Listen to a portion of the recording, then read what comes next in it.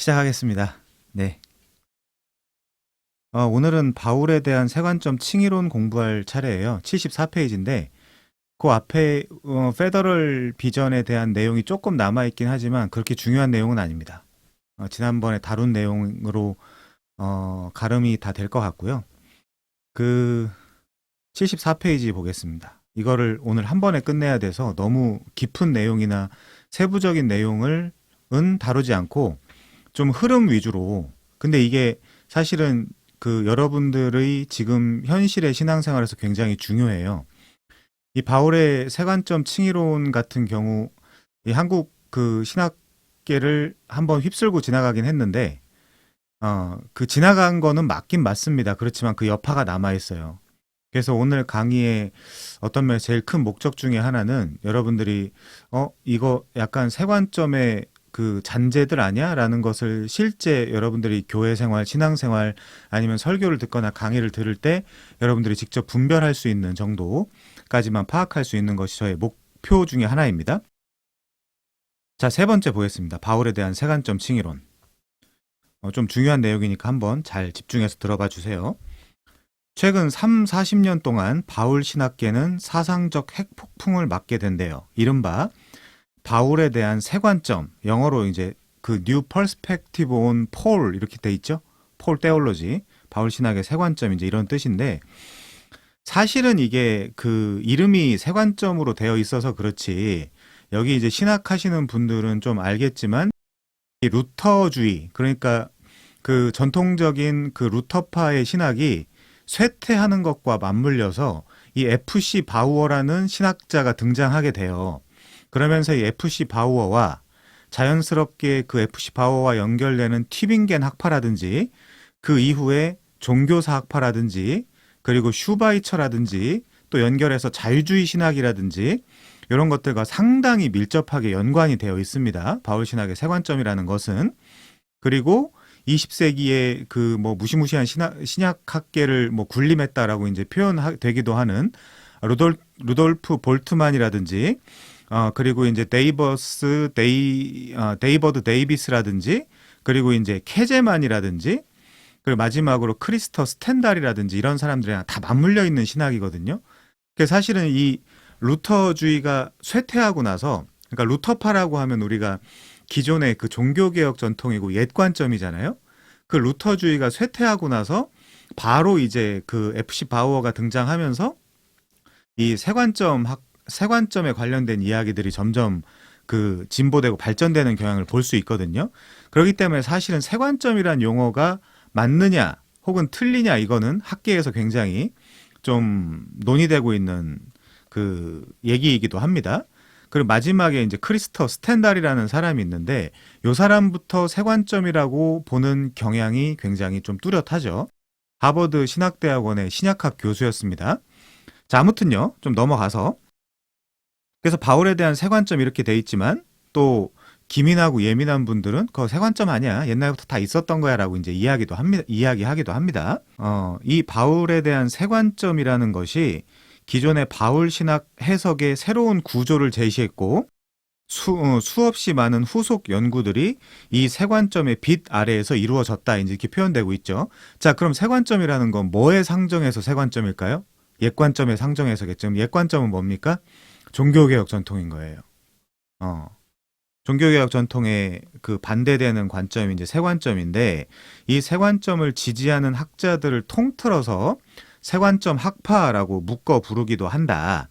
자, 근데 우리가 세관점 학파라고 할 때 주의해야 할 것은 지금 약간 강의가 이제 현학적으로 가고 있는데 여러분 지금 우리가 뭘 하고 있냐면 과거와 현대에 계속해서 이 칭의 교리를 해석해 나가는 데 있어서 하나님 주권이 우선이냐 아니면 인간의 행위, 인간의 어떤 그런 업적이 먼저 그 조건이냐 이런 것들을 이제 우리가 살펴보는 과정에서 지금 세관점을 살펴보고 있는 거예요.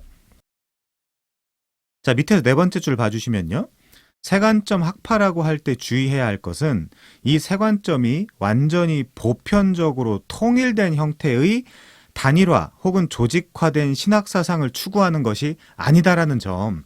아까 제가 말씀드렸다시피 투피 바우어 그리고 튜빙겐 학파 그리고 종교사학파 그리고 이제 알버트 슈바이처라든가 불트만, 뭐 데이비스, 캐제만, 스텐달, 그 이후에 이제 오늘부터 배울 EP 샌더스라거나 그 제임스 던이라거나 엔티 라이트라거나 다 조금씩 세관점이라고 묶을 수는 있지만 다 조금씩 주장하는 바가 다르다는 거죠.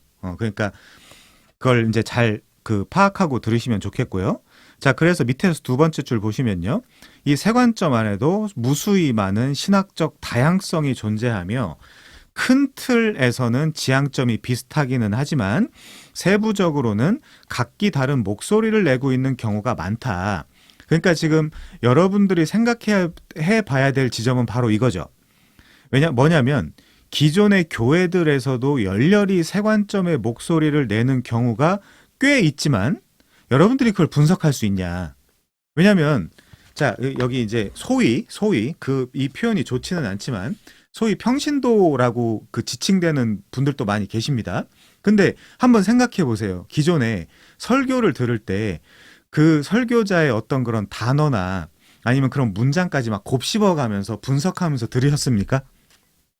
실제 설교를 들을 때 그런 경우는 아마 거의 없으셨을 거예요. 그렇다면 그냥 기존의 이제 한국교회의 문화에서 아 그래 목사님은 주의 종이고 또 우리 교회 지도자니까 목사님 하시는 말씀은 다 맞겠지라는 전제하에 그분이 뭔가를 이야기하든 그게 뭐 바울 신학의 세관점 색채가 묻어있든 뭐 그런 경우는 거의 없겠습니다만은 하이퍼 칼비니즘이든 뭐 별로 생각해보면 별로 설교자의 그런 설교의 메시지를 신경 쓰지 않으면서 아 그래 뭐 착하게 잘 살자는 거구나. 교회 잘 섬기자는 거구나. 라고 들으셨던 경우가 대부분일 거예요. 근데 어쨌든 그 신학 공부를 열심히 한 사람이면 사람일수록 그 중에 이제 그 세관점을 여러분들 몰래 지지하는 사람이라면 자신의 설교에 세관점을 묻힐 가능성이 있겠죠. 그러면 여러분들이 그걸 실제 예를 들면 정말 진지하게 이거는 하나님의 말씀이야. 나는 하나님의 말씀을 듣는 자세로 저 설교자의 이야기를 한번 들어보겠어라는 생각을 가지고 한번 들어보신 적이 있으신지 그걸 한번 우리가 이제 돌아봐야 되겠죠. 자, 넘어가서요. 지금 바울에 대한 세관점이란 용어 자체는 영국의 신학자 제임스 던에 의해 처음 사용된 것으로 알려져 있다. 이제 이렇게 돼 있는데요. 그러나 던은 자기보다 먼저 엔티 라이트가 세관점이라는 용어를 썼다고 언급하기도 한다라고 합니다. 자, 그래서 용어 자체가 내포하고 있듯이 이 세관점은 종교개혁 혹은 루터파 신학에서 이해하는 바울 신학을 옛 관점으로 상정하여 대비되는 시도라고 이제 이렇게 정의를 하고 있어요. 아까 제가 분명히 말씀드렸습니다. 독일에서 루터주의가 쇠퇴하고 거의 없어질랑 말랑 하자마자 FC 바우어가 등장했고 종교사학파, 튜빙겐학파, 종교사학파, 알버트 슈바이처, 그 자유주의 신학, 루돌프 불트만, 데이비스, 거기다 캐제만, 스텐달까지 그 앞에 쭉 세관점이 등장하기 전에 그 앞의 흐름을 특별히 신학하는 사람들은 그 흐름을 명확하게 읽어야 아, 그 세관점이 아니라 그냥 그 EP 샌더스, 제임스 던, 엔티 라이트라고 이제 지칭되는 이 세관점 학파 그 이전에 신학자들에 의해서 대부분 신학자들에 의해서 만들어졌고 형성돼 왔던 것을 이 사람들이 어떤 면에서 방점을 찍은 것이구나라고 이제 생각하는 게 더 정확하겠죠. 자, 그래서 세관점은 종교개혁 혹은 루터파 신학에서 이해하는 바울 신학을 옛 관점으로 상정하여 대비되는 시도를 말한다라고 할 때 제가 굳이 웨스트민스트 대요리문답 70번을 한번 읽어드릴게요. 여기가 이제 아주 옛 관점의 칭의에 대해서 아주 정확하게 그 표현이 되어 있거든요. 자, 제가 그걸 옛 관점을 한번 읽어드리겠습니다. 자, 여기 70번. 칭의는 무엇입니까? 칭의는 하나님께서 죄인들에게 값없이 베풀어 주시는 은혜의 행위입니다. 하나님께서 은혜 가운데 그들의 모든 죄를 용서하시고 그들을 받아들여 하나님이 보시기에 의롭다고 여겨주십니다. 이것은 그들 안에 무슨 일이 일어났기 때문도 아니고 그들이 무엇을 이루었기 때문도 아닙니다. 이제 이런 것들을 반대하는 거죠. 다만 그리스도께서 이루신 완전한 순종과 온전한 속죄를 하나님께서 그들에게 임퓨테이션, 전가시켜 주시고 그들은 이것을 오직 믿음으로 받아들였기 때문입니다. 이게 옛 관점이에요. 종교개혁 관점이고 이게 전통적 관점이라는 겁니다. 근데 여기에 아까 이제 역사적으로는 케제만이 등장하는 것은 루터주의가 독일에서 쇠퇴하면서 그랑 맞물려서 이제 이거에 반대되는 주장들을 하는 것이죠. 자, 그러면서 로마서 3장 22절이나 제가 몇 가지 성구 몇 가지만 한번 불러드려 볼게요. 같이 보실 분들은 보세요. 이게 옛관점의 그 칭의를 해석하는 데 있어서 굉장히 중요한 성구들입니다. 로마서 3장 22절이요.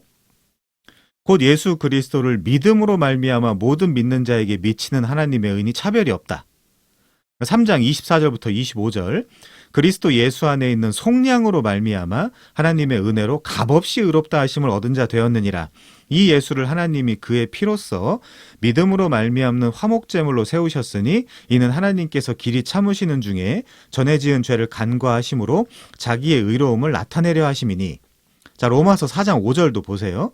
이를 아니할지라도 경건하지 아니한 자를 의롭다 하시는 이를 믿는 자에게는 그의 믿음을 의로 여기시나니. 자, 이런 전통적으로 우리가 어떤 그 종교적인 업적이나 조건을 이루어서 구원받는 것이 아니라 예수 그리스도를 믿음으로 구원받는 것이구나라고 했던 그 옛관점을 반대하고 들어오는 거예요.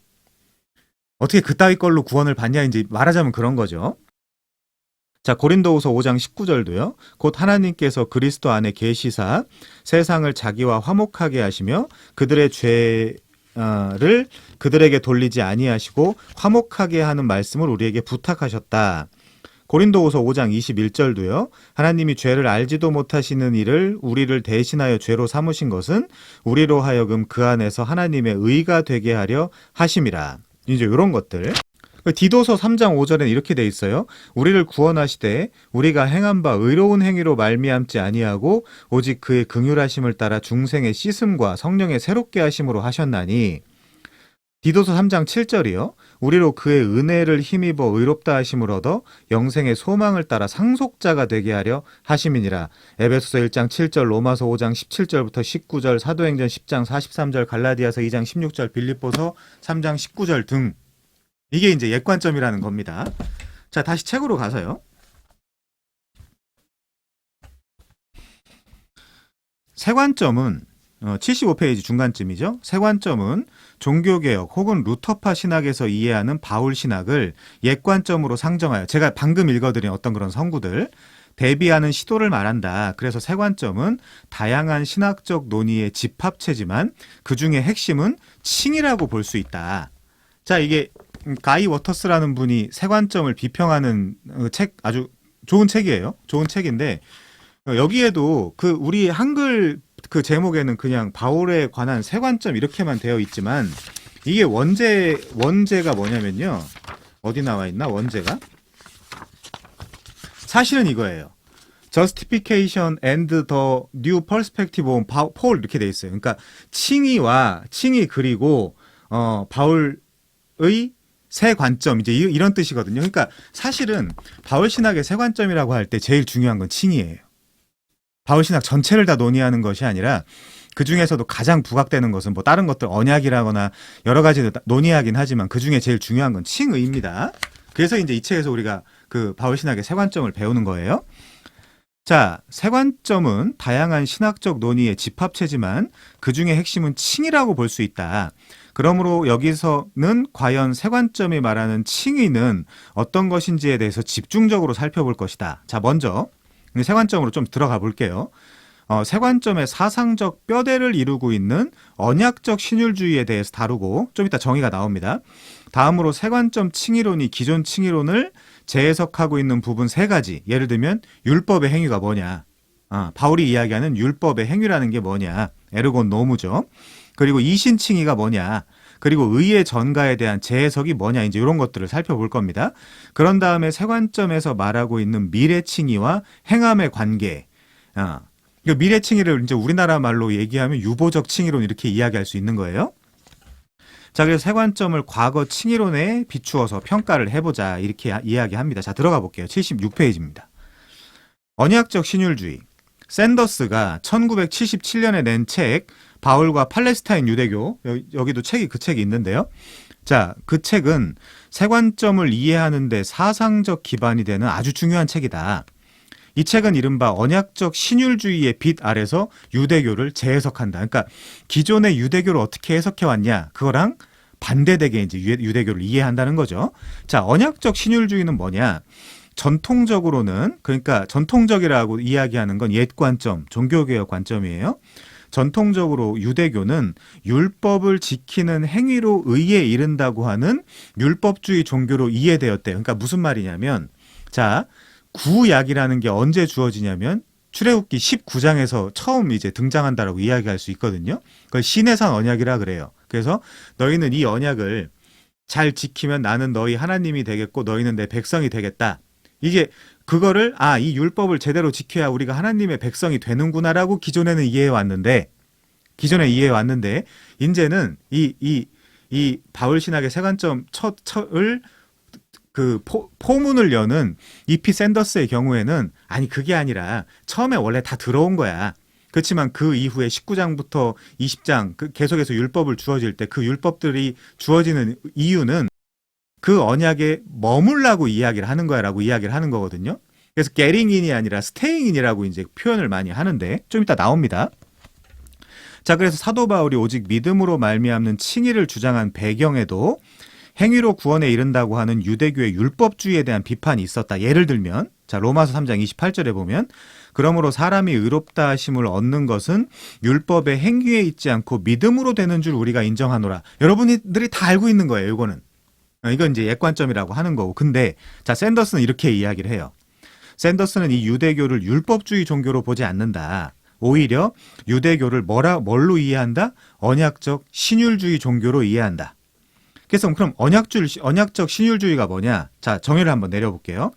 하나님이 자신의 자비로운 계획과 은혜 안에서 유대인들을 선택하셔서 이미 언약을 맺으셨고 그 언약에 대한 인간의 합당한 반응으로 혹은 그 언약에 계속 뭐라고요?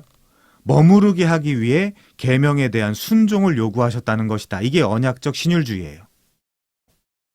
자, 이런 언약적 신율주의는 하나님의 은혜로운 선택과 언약을 중시하며 그 다음에 율법 준수는 단지 그러니까 구원받고자 하는 것이 아니라 단지 뭐다?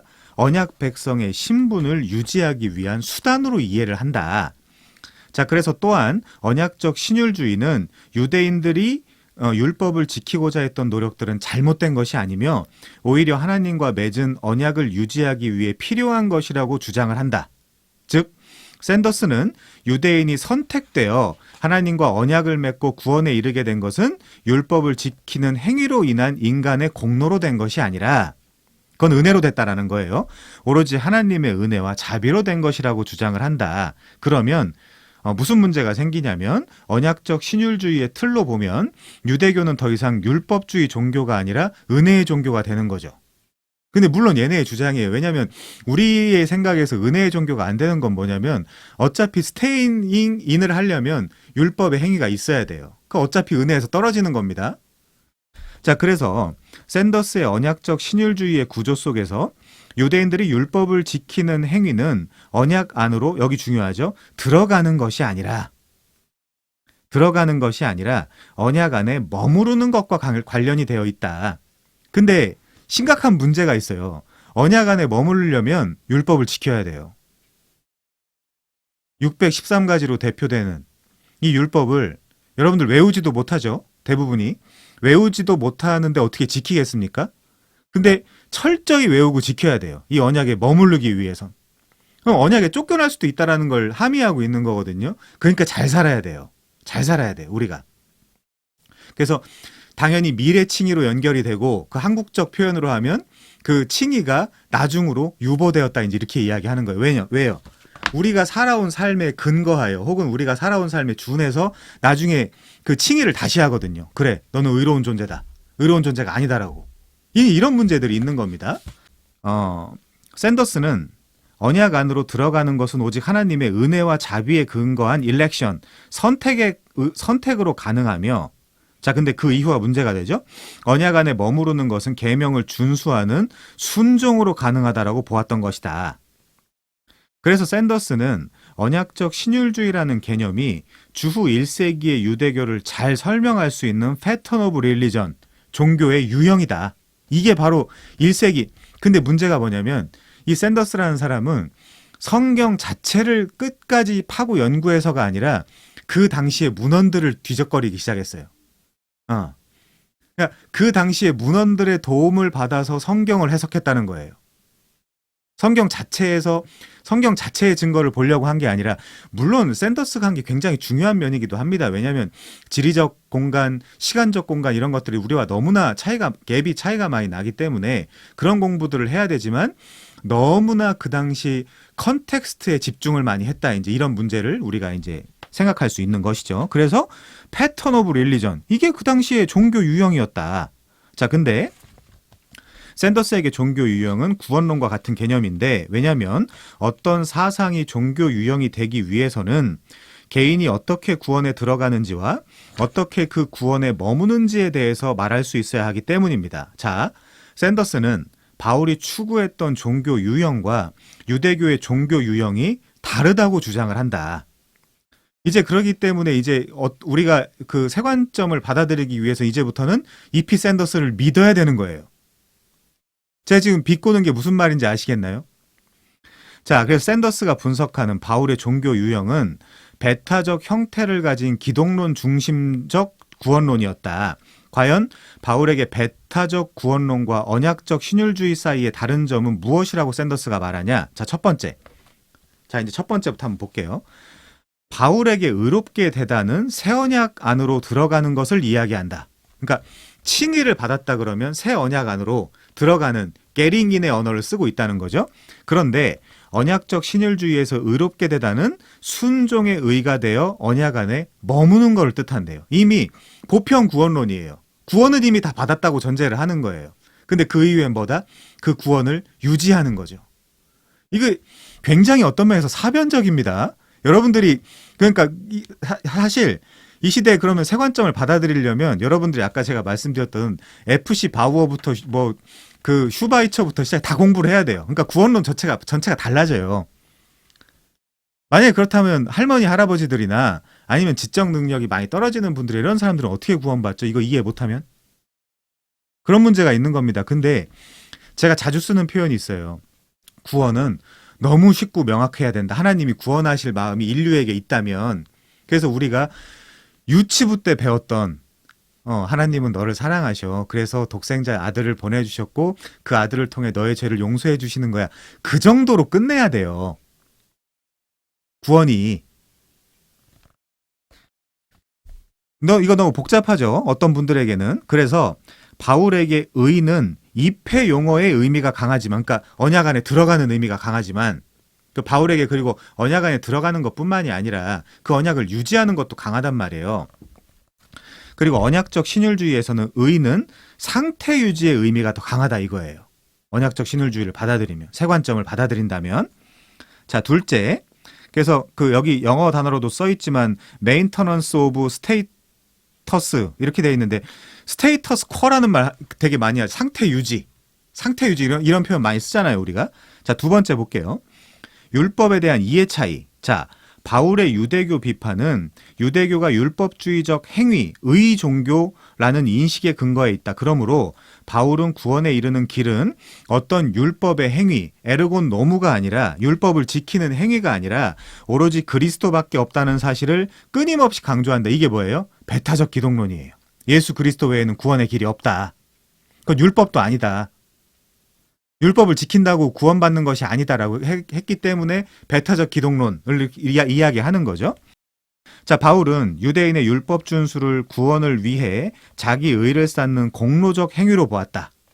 반면 언약적 신율주의는 유대인들이 율법을 지키는 것을 언약 안에 머물기 위한 수단으로 이해를 했다. 스테잉인이죠. 스테잉인.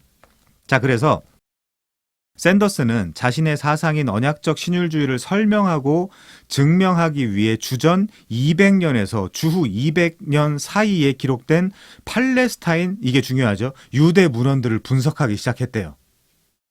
그러니까 성경 밖에서 그런 근거들을 찾아오기 시작을 한 거예요. 그 책이 바울과 유대교입니다. 자, 문헌을 분석한 후에 샌더스는 언약적 신율주의를 종교 유형으로 삼고 있는 1세기의 유대교와 기독교는 둘 다 은혜의 종교로서 큰 차이점이 없다라는 결론으로 주장을 하는 거죠. 이런 샌더스의 주장은 가히 혁명적인 거였다. 왜?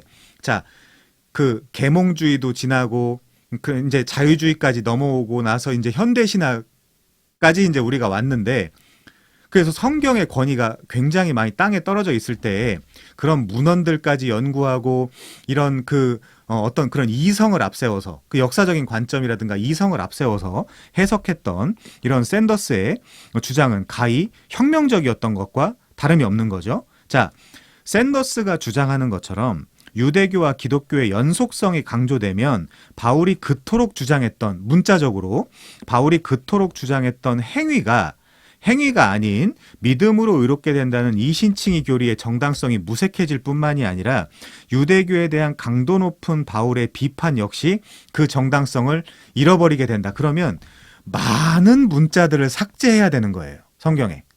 바울이 이야기한 많은 문자들을 삭제하거나 아니면 변형시켜야 되는 거죠. 어떤 식으로든지.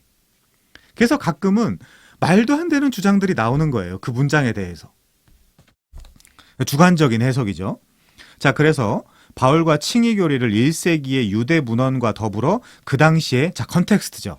역사적 상황과 결부시켜 봐야 한다는 샌더스의 주장은 이후의 바울 신학 연구에 큰 파장을 가져온다. 그래서 이 성경을 솔직히 이야기해서 곧이곧대로 안 믿는 사람들은 여기서 신이 난 거예요.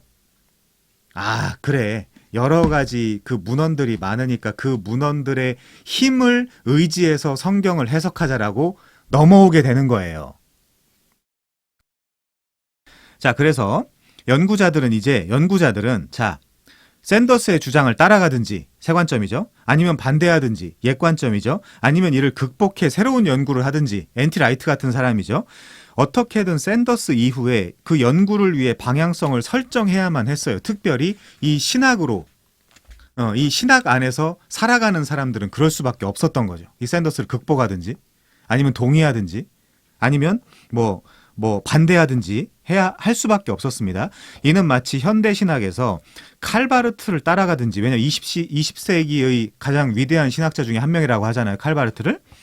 이 칼바르트를 따라가든지 아니면 반대하든지 아니면 혹은 극복해야 하는지 하는 상황과 비슷해졌다는 거죠. 그래서 그 대척점에 서 있는 예를 들면 바빙크라거나 카이퍼라든가 이쪽으로 가든지, 물론 서철원 박사님은 최근에 이 바빙크를 너무나 깊게 따라가면 마르티안이 될 수 있다라는 위험성에 대해서 계속해서 이제 유튜브 같은 데서 말씀을 하고 계시던데, 자, 그 이유도 이제 분명히 있습니다. 이런 언약에 대한 이해라든가 이런 것들이 좀씩 차이가 나기 때문인데 너무 넓게 설명하진 않을게요.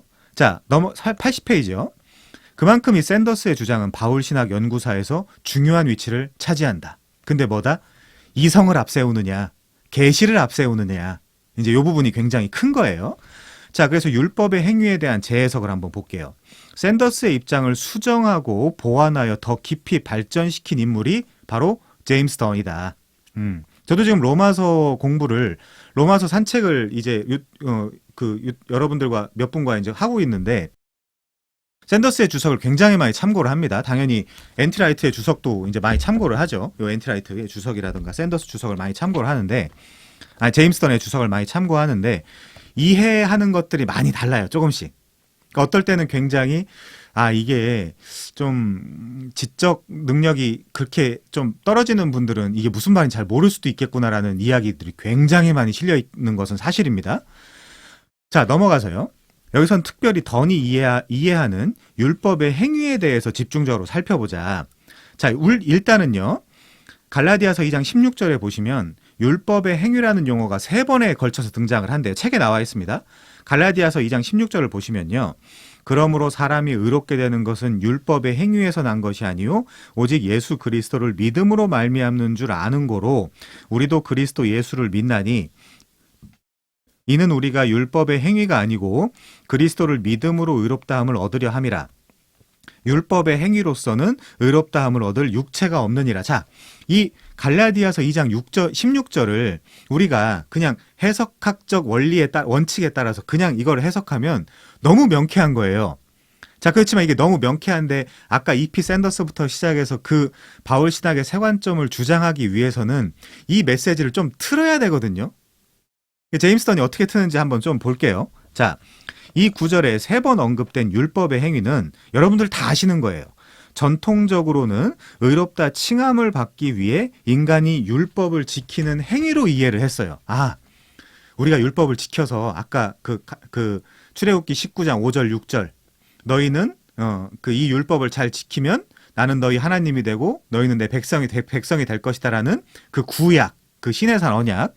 근데 하지만 제임스 던은 이런 해석에 수정을 가해요. 뭐라고 수정을 가하냐? 이 에르고 노무, 이 율법의 행위를 어떻게 이해를 하냐? 자, 이겁니다. 너는 갈라디아서 2장 16절의 율법의 행위를 할례법, 음식법, 정결법 등으로 대표되는 유대교의 율법이라고 봐요. 그러니까 율법을 굉장히 축소하는 거예요. 613가지가 아니라 예를 들면 우리가 이제 잘 이해하고 있는 코셔라거나 카슈르트라거나 할례라거나 정결법이라거나 이런 몇 가지로 축소하는 거예요. 크게. 자, 축소를 해서 너는 갈라디아서 2장 16절의 율법의 행위를 할례, 음식법, 정결법 등으로 대표되는 유대교의 율법이라고 본다. 대표적인 율법들이라고 본다. 더는 할례, 음식법, 정결법, 안식법 등은 당시의 이방인과 유대인 사이를 선명하게 구분시켜주는 신분 표식들 혹은 경계 표식들이었다라고 주장을 한다.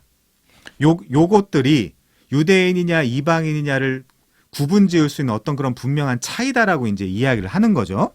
그러니까 너무나 명백하게 여기 갈라디아서 2장 16절 우리가 그냥 읽어도 별로 따르게 해석할 수 없는 그 가능성이 없는 부분에 이런 것들을 가미하는 거예요. 제임스 던이. 자, 그래서 예를 들면 바울 당시에 어떤 개인이 할례를 행하거나 음식을 가려 먹거나 그게 이제 코셔 같은 것들이죠. 혹은 안식일을 지킨다면 그 사람은 당연히 누구로 인지되었을까요? 유대인으로 인지되었겠죠. 그러니까 이런 거예요. 콘도 회원권이 없으면 콘도의 마음대로 숙박할 수가 없는 것처럼 이런 신분 표식들이 없다면 유대인의 언약 공동체에 속할 수가 없었다. 자, 그래서 더는 언약 회원권 명찰들로 이런 경계 표식들을 명명하고 이 표식들을 유대 언약 공동체를 타 공동체와 구별시켜주는 중요한 요소로 보았다. 라고 보는 거죠. 자, 그러면 이 사람의 관점에서 바울은 왜 유대교를 비판했을까? 이게 중요하죠. 율법의 행위를 왜 비판했을까? 이 사람들의 관점에서 바울이 유대교를 비판한 이유는 사실 전통적으로는 유대교가 율법주의적 행위, 의를 가졌다고 이해를 했다. 그러니까 내가 율법을 지켜서 하나님 앞에 나아가는 그게 이제 전통적 관점인데 더는 다른 해석을 내놓는다. 이제 2장 16절을 바꾸고 그럼 다른 해석을 내놓는 거예요. 어떻게? 바울이 유대교를 비판한 이유는 유대교가 행위, 의를 가진 종교라서가 아니라 이거예요.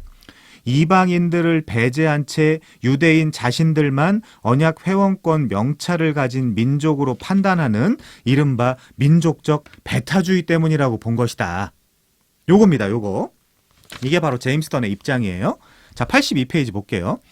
더는 바울이 생각하는 유대교의 문제점이 배타적 형태의 경계 표식이나 신분 표식들로 자신들만의 영역을 구축해놓고 이방인들에게 어떤 기회도 부여하지 않은 채 자신들만 선민이라고 행세하는 배타적 민족주의였다라고 이해를 하는 것이다. 그러니까 다시 말씀드리지만 할례, 정결법, 코셔, 카슈르트 같은 것들. 자, 그러면 바울은 왜 이신칭이 즉 오직 믿음으로만 의롭게 된다는 진리를 외쳤을까? 이들의 관점에서 이 질문에 대한 전통적 대답은 그러니까 우리의 대답이죠. 바울이 유대교의 율법주의적 행위 구원론에 반대하여 믿음으로만 구원을 받는다는 이신칭의 교리를 주장했다라고 이해를 한다. 그럼 율법은 왜 있다는 거예요? 죄를 오히려 깨닫게 하기 위해서 있는 것이다. 율법은 원래 의미의 율법은 너희들이 율법으로는 구원을 받을 수 없어.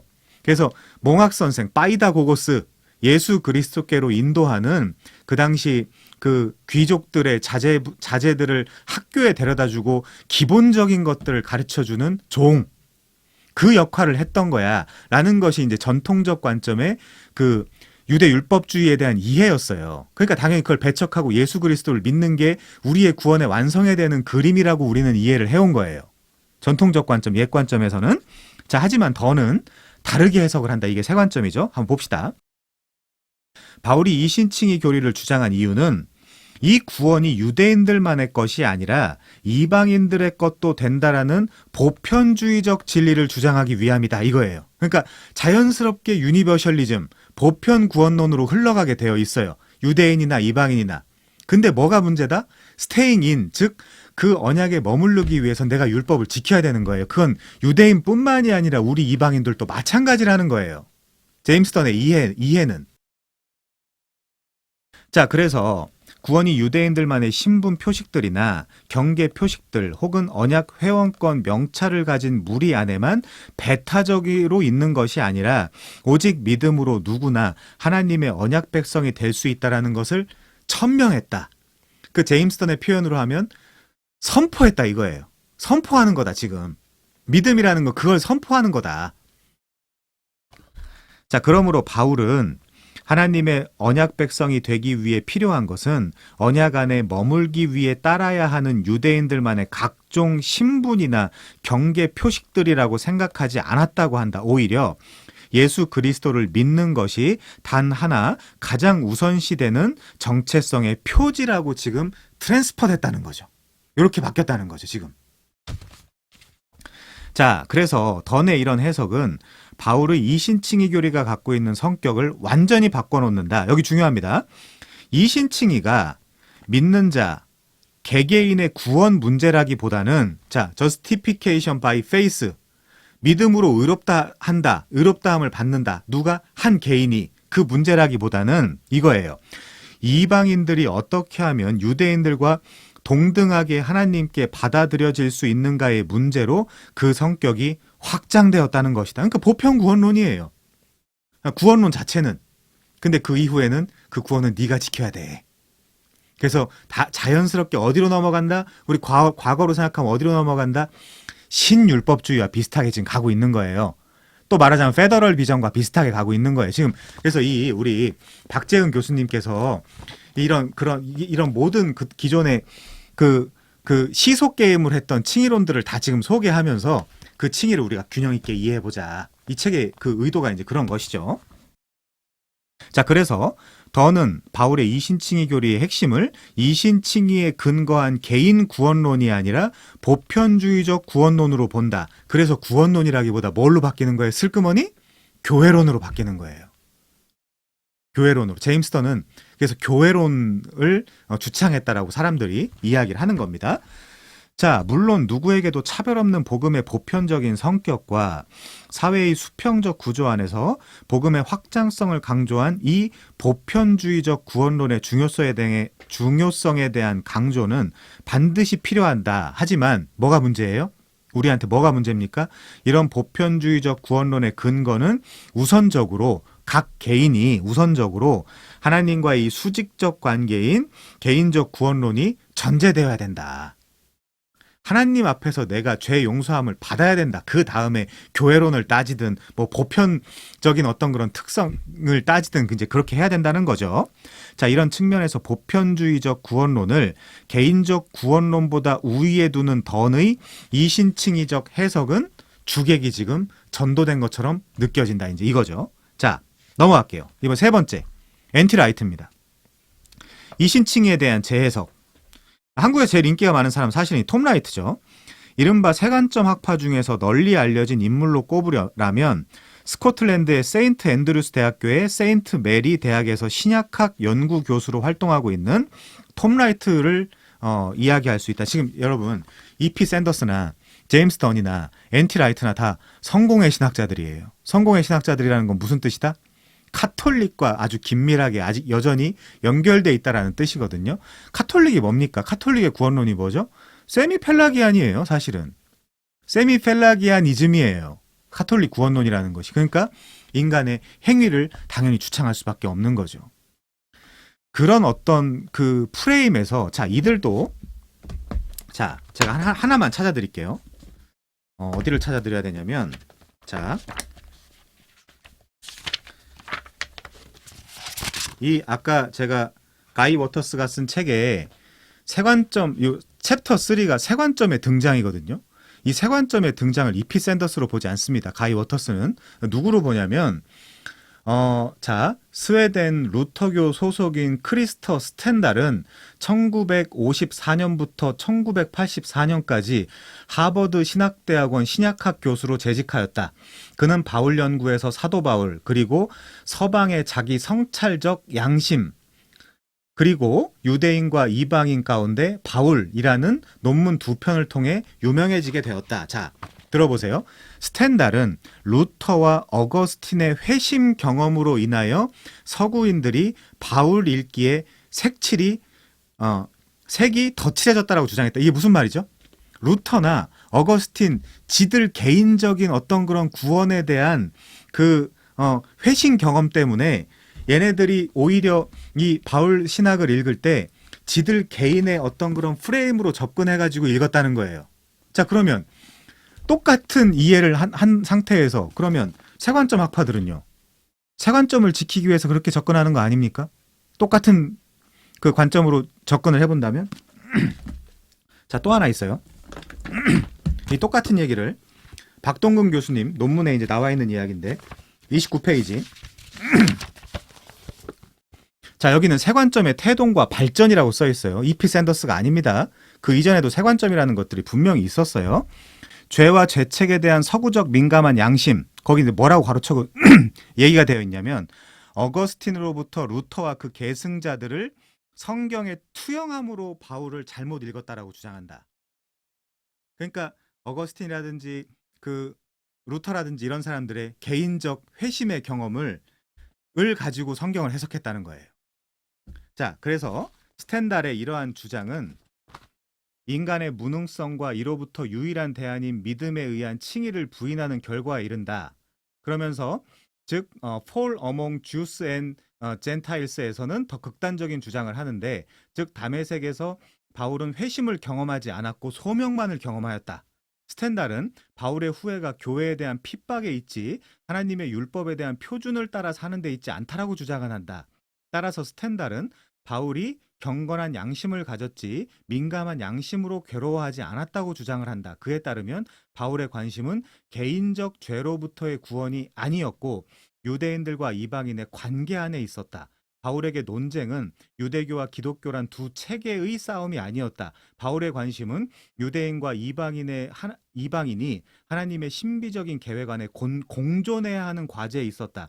또한 스텐달은 바울의 회심을 부인하고 소명만을 강조함으로써 바울의 경험의 구원론적 중요성을 간과하였다. 따라서 그의 사역은 교회 공동체의 설립에 초점이 모아지지 구원론에 모아지지 않는다라고 보는 거예요.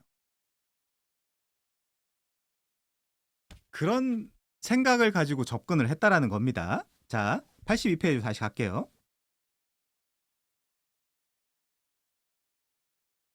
자, 다시 보면요. 바울이 생각하는 엔티라이트 82페이지가 83페이지죠. 엔티라이트. 자, 이신칭의에 대한 재해석입니다. 이른바 세관점 학파 중에서 가장 널리 알려진 인물을 꼽으라면 이 톰 라이트인데, 그의 학문적 저작에는 엔티라이트라는 이름을 사용하고 대중적인 저작에는 주로 톰 라이트라는 이름을 사용한다. 그 톰 라이트의 바울이라는 책이 있거든요. 그 책을 제가 되게 좋아하는데 여기 있네요. 아무튼 그 책을 되게 좋아하는데 그런 책에는 그냥 톰 라이트라고 이제 이름을 붙입니다.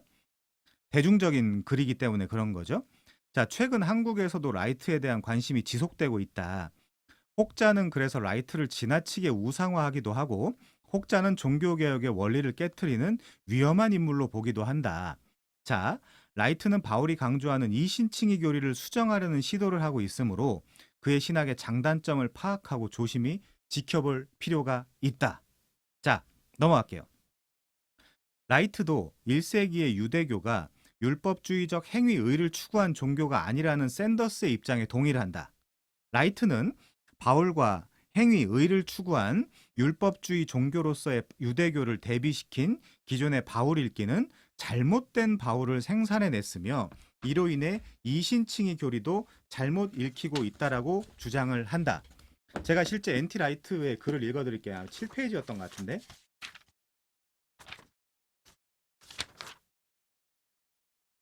자, 여기 뭐라고 되어 있냐면요.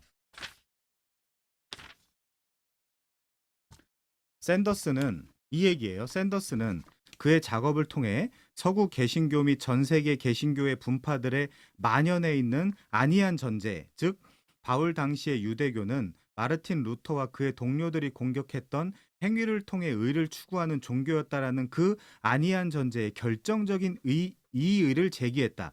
근데 아까 샌더스가 아니었죠. 그 전에부터 계속 나왔던 그런 이야기들입니다. 물론 유대교를 제대로 요약하는 것만큼이나 루터를 제대로 요약하는 것도 어려운 작업이다. 하지만 범위를 확장하면 종교개혁 전통에 속한 사람들이 바울 당시의 유대교에 대해서 다음과 같은 관점을 당연한 전제로 삼아왔고 또한 때로는 그 내용을 증명하려 했다라는 사실도 분명히 맞는 이야기다. 하나만 더요. 진짜 문제는 우리가 너무나 오랫동안 잘못된 가정을 해왔다는 데 있다. 16세기 유럽 교회에서 가장 중요했던 쟁점이 된 질문들, 말하자면 내가 어떻게 해야 천국에 갈 수 있다라고 확신할 수 있는가? 나는 먼저 연옥을 통과해야 하는가? 그런 답변을 신약 저자들과 예수 자신이 제시하였다라고 가정을 해왔다. 하지만 이런 질문들은 1세기 유대인들의 마음속을 차지하던 내용이 아니었다. 자, 근데 이 김용주 교수님이 쓴 칭의 루터에게 묻다라는 책에 보면 전혀 그렇다고, 자, 루터가 행위를 무시했냐? 제가 이 책을 다 읽어봤거든요. 아까 꼼꼼히. 전혀 그렇지 않아요. 루터는 한 번도 그 행위를 무시한 적이 없어요. 그러니까 지금 이 책에도 오히려 이 세관점 학파들이 니들이 루터를 잘못 이해해 오고 있다라고 지금 이야기를 하고 있는 거예요. 오히려 너네가 지금 루터를 잘못 이해하고 있는 거 아니냐. 과연 세관점은 루터를 제대로 보았는가? 루터의 칭의론이 무엇인지에 대한 심도 있는 고찰이 되었는가? 현대 일부의 학자들이 루터의 칭의론을 대충 이해한 채 루터의 칭의론은 이렇다라는 전제로 논쟁을 해나가면 설득력이 있는 결론을 도출해 나갈 수 없다. 논쟁자들이 적어도 루터의 주요 저작들을 통해 그의 칭의론을 살펴보고 그 진면목을 파악한 후에 칭의론 논쟁을 했다면 독자들은 그들의 칭의론을 통해 좀 더 유익을 얻게 될 것이다. 그러나 루터를 법정적 칭의론의 창시자라는 틀 안에 집어넣어 놓고 쌍방이 논쟁을 하면 결국 루터를 모독하는 일만 벌리는 결과가 나타난다. 이제 그거죠. 계속해서 그래서 오히려 세관점 학파를 주장하는 사람들 진짜 루터를 읽고 이야기하는 거냐라고 그 의문을 제기하는 학자들도 있는 거예요. 근데 여러분들 아시다시피, 자, 제가 좀 죄송하지만 좀 단정적으로 이야기할게요. 성경신학자들은 거의 조직신학을 읽지 않습니다. 그렇게 좋아하지 않아요. 그래놓고 그냥 되게 딱 조직신학에서 이야기하는 건 딱 이럴 거야 라고 이제 딱 그냥 딱지 붙이기 하고 넘어가는 경향이 굉장히 많죠. 자, 여러분들이 그것까지 이제 이해를 하시면 좋을 것 같고요. 넘어가겠습니다. 자, 밑에서 8번째 줄이요. 오히려 바울이 보는 유대교의 문제점은 행위, 의에 근거한 율법주의가 아니라 자신들의 신분 표지나 경계 표지를 했던 유대 법들이 유대인들의 우월성의 명찰로 탈바꿈되어 배타적 민족주의를 가지게 된 것이라고 주장한다. 제임스 던의 이야기와 비슷하죠. 그래서 엔티 라이트는 더 나아가서 칭의 교리를 자신의 독특한 신학 구조 안에서 재구성을 하는데, 라이트는 자신의 관점이 옛 관점과 새 관점 모두를 포괄하여 아우를 수 있는 프레시한 관점이다. 신선한 관점이 될 수 있으리라 확신을 한다. 그래서 라이트는 기존의 바울 읽기에 대해서 의문을 제기하면서 다른 방식으로 바울을 읽어야 된다라고 주장을 한다. 즉 기존에는 16세기의 문제들을 가지고 19세기의 관점으로 바울을 읽어왔다면 어떤 프레임이 있다라는 거죠. 이제는 21세기의 문제를 가지고 1세기의 관점으로 바울을 읽어야 된다라고 주장을 하는 것이다. 이 사람도 프레임이 있습니다. 자, 그래서 세관점 학파의 공통된 주장은 이처럼 1세기의 유대교 맥락에서 바울과 그의 이신칭의 교리를 이해해야 한다라고 한다. 자, 두 번째 내려가면요. 라이트는 성경을 파편화하고 단편화하는 작업을 지향한다. 이건 라이트의 기여예요. 굉장히 잘한 겁니다. 한번 보세요. 라이트는 구약과 신약 사이의 연관성과 통합성을 꾀하여 언약이라는 큰 틀 안에서 아브라함 언약, 이걸 이제 구약으로 보는 거죠. 구약이라고 써 있으니까. 우리는 동의하지 않습니다. 이 구약 아브라함 언약과 새 언약, 신약을 거시적으로 통합해서 보려고 한다. 또한 성경 전체를 창조와 언약의 커다란 이야기로 보고 언약의 극치인 그리스도와 하나님 나라의 관계를 종말론적으로 해석을 한다. 그래서 언약론, 종말론이라는 해석학적 장치를 사용하여 구약과 신약을 아우르는 통합적 시각으로 바울 신학을 해석하려고 한 점은 라이트의 가장 중요한 기여라고 할 수 있다. 자, 그래서 라이트는 1세기 유대교의 맥락과 성경의 메타 내러티브 큰 이야기를 최대한 존중하면서 바울의 이신칭의 교리를 다중적인 신학 구조 안에서 재해석하려고 시도를 한다.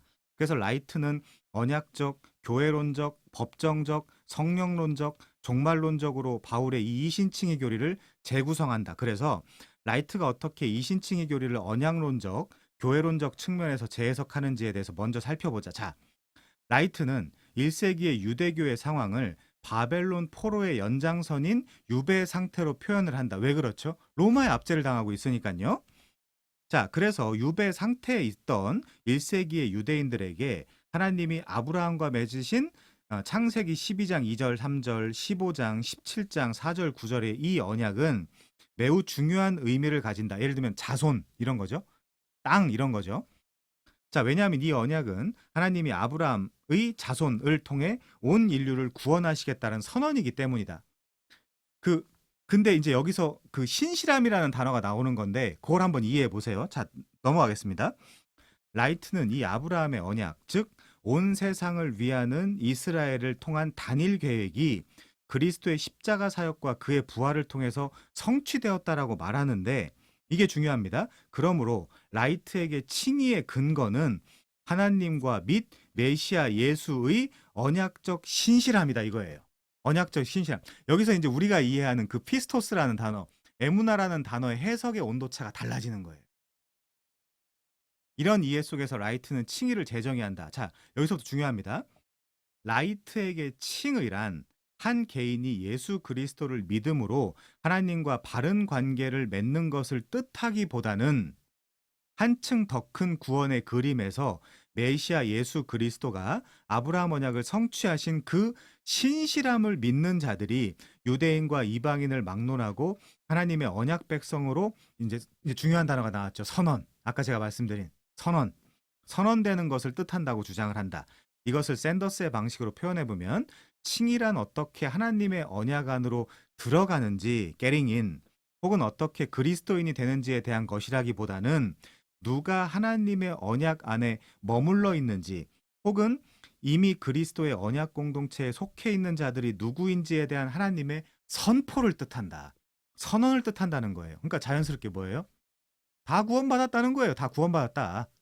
근데 그 다음에 그럼 이 윤리 도덕적인 부분들은 왜 등장한다? 이걸 지켜서 그 구원을 너희가 유지해야 나중에 있을 미래 칭의 혹은 유보된 칭의에 있어서 너희들이 그러니까 우리가 기존에 많이 들어왔던 거예요. 심판대 앞에서 너희들의 삶에 그 근거하여 혹은 준해서 너희가 실제 진짜 구원을 받을지 구원을 받지 않을지 그 판결은 그때 일어나는 거야라고 이야기하는 거예요. 그럼 무슨 문제가 있어요?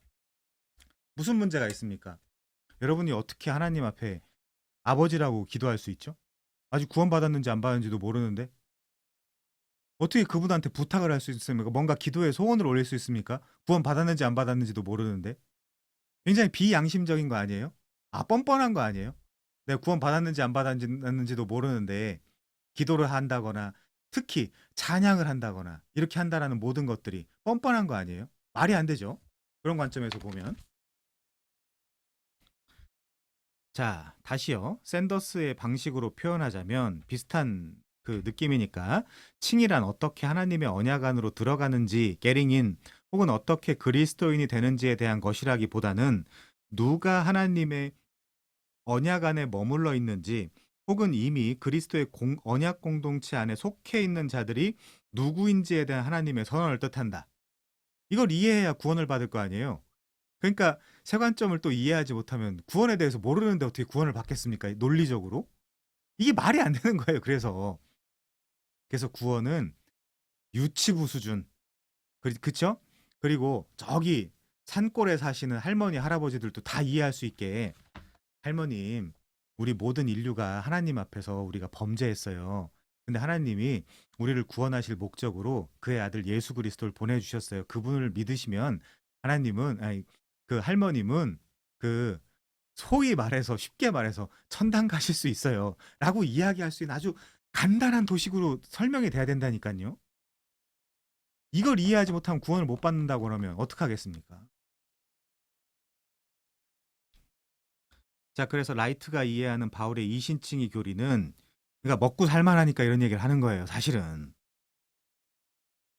개인이 하나님과의 수직적인 관계 속에서 믿음으로 의에 이르는 구원론의 형식을 가진다라기보다 여기 뭐라고 나와 있어요? 개인이 언약 공동체 안에 머무르는 것과 관련되는 뭐다? 교회론이다 이거는. 구원론이 아니다. 교회론이다. 이렇게 지금 박재현 교수님도 비판을 하고 계시죠. 자, 이상에서 간략하게 살펴보는 것처럼 라이트에게 칭의는 언약과 구원이라는 성경의 큰 그림 아래서 교회론적 시각으로 봐야 하는 교리입니다. 유니버셜리즘이니까요. 자, 그래서 라이트의 이런 설명은 이신칭의 교리를 구약과 신약의 통합적 시각 아래 언약의 모티브로 관통시켜 새롭게 재구성했다는 점에서 의의가 있다. 그런데 약점도 존재한다. 그 약점이 뭐냐? 이신칭의 교리를 갑자기 구원론에서 교회론으로 탈바꿈해서 교회론적 시각 위주로 보게 될 경우 자연스럽게 그 안에 내포된 하나님과 개인 사이에 일어나는 구원에 대한 시각이 약화될 우려가 있다. 그러니까 아무도 구원에 대해서 진지하게 검토해보거나 그러지 않는 거예요. 그냥 율법만 지키면 되는 거예요. 이 글자, 문자만 지키면 되는 거예요. 그래서 교회는 그리스도를 주로 고백하는 신자들의 모임이므로 에클레시아죠. 그게 교회론을 논하기 전에 먼저 개개인이 하나님과 바른 관계를 맺는 구원에 대한 정확한 인식이 필요하다. 예수 그리스도를 내 개인의 구세주로 믿는 그 정확한 인식이 필요하다. 그러므로 이신칭의 교회론적 함의를 살피기 전에 그 아주 중요한 기여지만 그 사건을 살피기 전에 각 개인이 믿음으로 의에 이르는 구원론적 함의를 살펴볼 필요가 있다. 자, 넘어갈게요. 그리스도의 의의 전가에 대한 재해석. 자, 여기서 라이트가 생각하는 이신칭의 법정적 측면에 대해서 생각해 보겠다. 이신칭의의 법정적 측면은 전가라는 용어를 사용해서 함축적으로 설명을 할 수 있는데, 자, 전통적이라는 뜻은 여러분들이 생각하고 있다는 뜻이에요.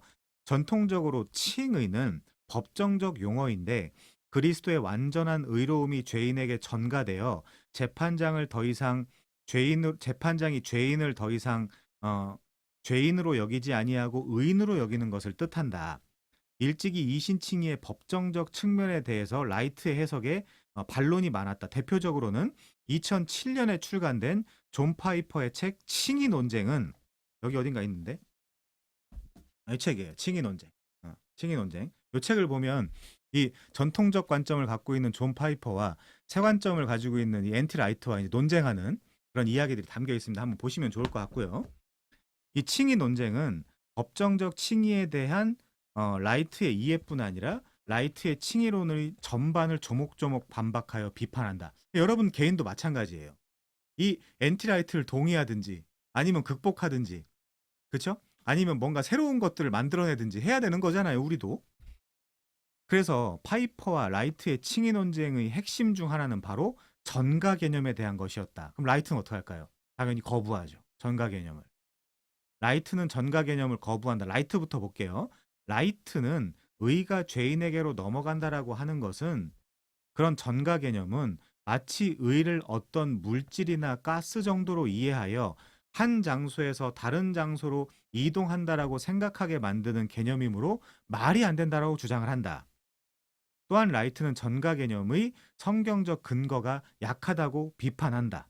이에 반대해요. 파이퍼는 이렇게 이야기해요. 의의 전가 개념을 옹호한다. 파이퍼에게 칭의란 그리스도의 능동적, 수동적 순종이 완전한 의가 되고 지난 시간에 배웠죠.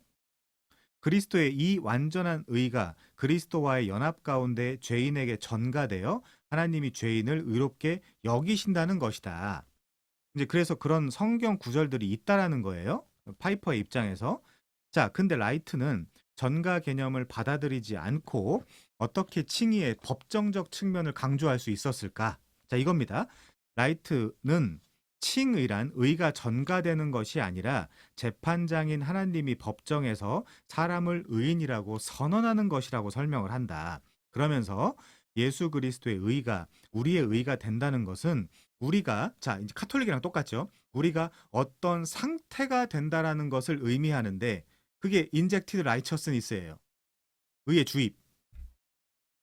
그리스도의 능동적, 수동적 순종이 우리에게 전가된 상태가 아니라 그리스도의 죽음과 부활로 입증된 하나님의 언약 백성 회원권을 소유한 상태다. 이 언약 백성 회원권. 여기 이제 멤버십이라고 되어 있는데 멤버십을 잃으면 어떻게 되는 거죠? 구원에서 탈락하는 거예요. 그래서 하나님의 언약 백성 회원권은 그리스도 안에 있을 때 주어지는데 이는 의가 전가됨으로 인해 주어지는 것이 아니라 그리스도 안에서 공동 연대 혹은 그리스도와의 연합을 통해 새로운 본성이 나누어짐으로써 주어진다라고 설명을 한다. 그래서 이신칭의를 의의 전가 개념 아래에서 법정적으로 이해하지 않고 그리스도 안에 있음으로 이해하려는 시도는 사실 라이트가 처음이 아니었다. 이미 1930년에 아까 제가 설명했던 초반에 슈바이처는 그래서 이 세관점을 그 연구하는 학자들이 이 세관점을 뭐라고 이야기하냐? 슈바이처가 먼저니까요. 슈바이처와 루돌프 볼트만 사이를 왔다 갔다 하는 개념에 불과하다라고 이야기까지 해요. 그냥 옛날에 다 있었던 개념들이니까. 자, 그래서 이 알버트 슈바이처는 바울 신학의 핵심을 전통적인 법정적 용어인 이신칭의가 아니라 참여적 용어인 그리스도 안에 있음으로 보고 이를 그리스도의 신비라고 불렀다. 이제 우리한테 남아있는 과제는 뭐예요? 유지하는 거죠. 유지하는 거. 자, 그렇다면 바울 신학의 핵심인 이신칭의 교리를 이해할 때 우리가 취해야 할 태도는 뭐냐? 우선 우리는 어떤 한 극단에 서는 것을 피해야 한다. 전가 개념에 근거한 법정적 칭의 이해와 그리스도 안에 있음이라는 참여적 칭의 이해는 서로 배타적이지는 않다. 둘 중에 하나만을 취해야 하는 양자택일의 문제는 아니다. 이 두 가지 관점은 서로의 해석학적 부족분을 채워줄 수 있다. 그런데 논리적으로 볼 때는 그리스도 안에 거하기 위해서는 한 개인의 죄 문제가 해결되는 사건인 칭의가 먼저 경험돼야 된다는 거죠. 논리적으로 생각할 때. 그러므로 칭의의 법정적 측면이 참여적 측면보다 논리적으로 앞선다. 그럼에도 불구하고 이신칭의, 그리스도와 하나됨, 그리스도 안에 있음 이런 것들은 사실 동시에 일어나는 구원 사건이다. 이것은 마치 구원의 서정, 셀루티스 오르도 셀루티스라고도 하죠. 이런 부분들을 시간적 차이가 있는 기계적 부분으로 이해하지 않고 오히려 하나의 구원 사건에 대한 다양한 국면 혹은 순서를 논리적으로 구분한 것으로 이해하는 것과 같은 이치다. 예를 들면 소명, 중생, 회심, 신앙, 칭의, 수양, 성화, 견인, 영화 이런 것들을 우리가 아주 칼로 물을 베듯이 시간적 순서로 나눌 수 없잖아요. 특히 중생, 회심, 신앙, 칭의, 수양 같은 것들은 시간으로 딱 우리가 나눌 수 없지만 논리적으로는 한번 생각해 볼 수 있잖아요. 그것과 비슷하지 않나라고 이제 이야기를 하는 거죠. 자, 넘어갈게요. 다음 단락. 의의 전가 개념에 대한 라이트의 거부는 분명 정통적인 칭의 교리에 대한 도전이다. 라이트의 의도는 이른바 옛관점과 새관점을 아우르며 법정적 칭의 개념과 참여적 칭의 개념을 통합하는 신선한 관점을 제시하려는 데 있다. 그러나 이 통합 과정은 분명히 신선하게는 보이지만 공정해 보이지는 않는다. 왜 공정해 보이지 않는 거죠? 92페이지에 가면요. 옛관점과 법정적 칭의 개념의 핵심인 의의 전가 교리를 의도적으로 삭제하는 방법으로 통합 작업을 펼쳐가기 때문이다. 그러니까 뭐예요? 결국에는 디덕션이다. 신학적으로 축소했다. 어떤 부분을 의도적으로 그 얘기를 하는 거죠. 자, 이제 미래칭의를 볼게요. 이 책의 이제 주제이기도 하죠. 사실은 요 얘기를 하려고 지금 이제 그 세관점을 설명을 한 건데 적어도 이 책의 입장에서는요. 자, 지금까지 라이트가 바울의 칭의론에 대해 재해석한 것을 언약적, 교회론적, 법정적 측면에서 살펴보았다면 이번에는 종말론적, 성령론적 측면에서 살펴보자. 사람들이 라이트의 신학의 매력을 느끼는 이유 중에 하나는 라이트가 이런 통합적 신학 구조 안에서 바울 신학을 재구성하기 때문이다. 여기 장단점이 있는데, 자, 다음 단락이요. 구원이란 무엇인가 때도 잠깐 이야기했던 것 같은데 이 부분은 파이퍼가 라이트를 반대할 목적으로 쓴 칭의 논쟁은 원래 책 제목에 걸맞게 라이트가 말하는 미래 칭의에 대해 집요하게 공격을 한다. 미래 칭의가 뭘까요? 라이트는 칭의를 현재 칭의와 미래 칭의로 나누어 생각한다. 이는 전통적인 종말론적 구도인 이미, 그러나 아직 아닌의 구도로 함의하고 이 구도 안에서 라이트는 칭의로 설명을 한다. 우리 이제 그 김세윤 교수님 구원이란 무엇인가 책 기억나시죠? 거기서 설명을 했던 거. 아브라함에게 주셨던 하나님의 언약이 메시아 예수의 신실함을 통해 이미 언약의 절정에 도달했다. 그런데 여전히 아직 아닌 구도에 있다. 그래서 자 여기가 중요해요. 마지막 심판 때에서 예수 그리스도를 주라 고백하고 시인하는 모든 사람은 새롭게 갱신된 언약 백성권을 갖게 될 것이고 이것이 곧 미래 칭의를 의미하는 것이다 라고 이야기를 하는 거죠. 자, 이 미래 칭의가 현재적 선포가 현재 칭의이며 이는 곧 그리스도 안에 있음을 뜻하는 건데 여기서 가장 많이 논란이 되는 부분이 뭐냐?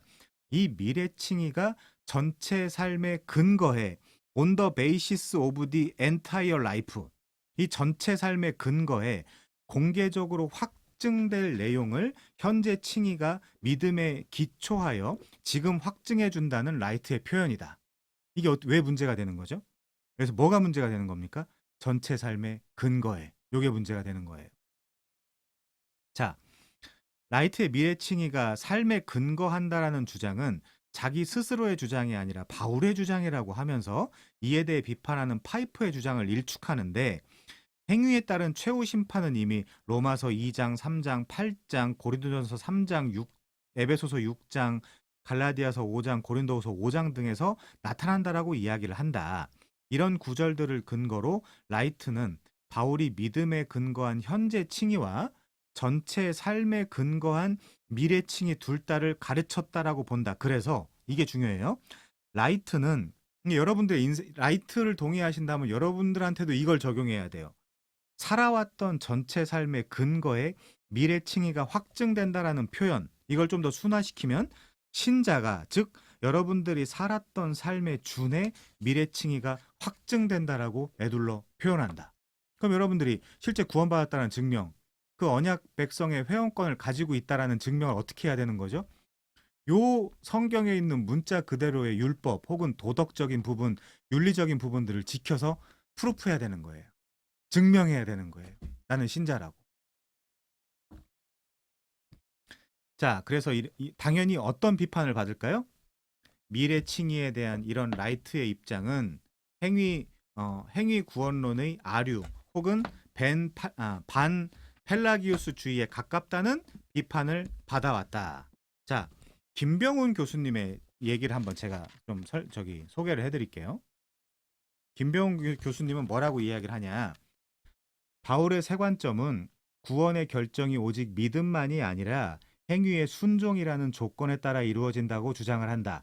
비록 언약 안에 들어오는 기회는 은혜로 받는다 할지라도 이 게딩인이죠. 그 언약 안에 주어지는 계명의 조건을 행하지 않는다면 구원을 최종적으로 받지 못하게 된다는 이해를 제시하는 것이다. 스테잉인이죠. 이것은 종교개혁의 신학을 포기하고 중세 후기에 세미 펠라기우스 신학으로 되돌아가는 것을 뜻한다. 이렇게요. 자, 다시 책 94페이지 두 번째 줄이요.